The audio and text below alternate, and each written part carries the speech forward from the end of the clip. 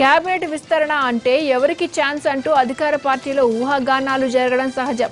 కానీ విస్తరణపై సీఎం చేసిన కమెంట్లతో అధికార పార్టీ కన్నా ప్రతిపక్ష పార్టీలోనే ఎక్కువ చర్చ జరుగుతోంది. మహిళలకు కేబినెట్లో ప్రాధాన్యత లేదంటూ బడ్జెట్పై చర్చ సందర్భంగా ప్రతిపక్ష ఎమ్మెల్యే సబితా ఇంద్రారెడ్డి ప్రభుత్వాన్ని ప్రశ్నించారు.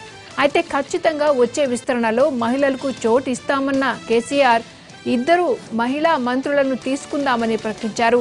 ఈ మాట వినగానే అధికార పార్టీ మహిళా నేతల్లో జోష్ నిండగా ప్రతిపక్షానికి మాత్రం ఇబ్బందిగా మారింది. కాంగ్రెస్ నుంచి టీఆర్ఎస్లోకి వచ్చే మహిళా ఎమ్మెల్యేలకే ఆ పదవులున్న ఊహాగానాలే ఇందుకు కారణం.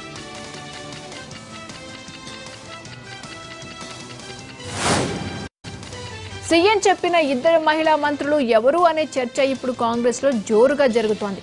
అది కేవలం అధికార పక్షంలోని ఎమ్మెల్యేలకు వర్తిస్తుందా లేక ప్రతిపక్షంలో ఉన్న మహిళా ఎమ్మెల్యేలకు పదవి వరిస్తుందా అని గుసగుసలాడుకుంటున్నారు హస్తం పార్టీ నేతలు.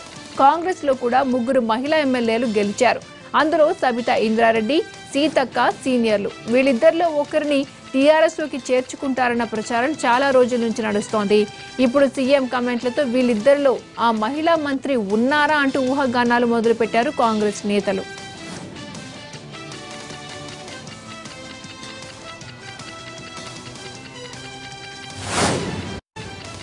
అధికార పార్టీ మహిళా ఎమ్మెల్యేలకు మేమే పదవులు ఇప్పిస్తున్నామని సబితా ఇంద్రారెడ్డి ఆ తర్వాత కమెంట్ చేశారు.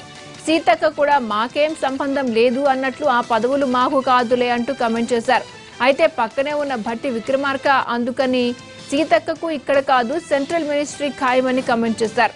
కాంగ్రెస్ మహిళా నేతలు లోలోపల ముచ్చట పడుతున్నా బయటికి మాత్రం ఖండిస్తున్నారు.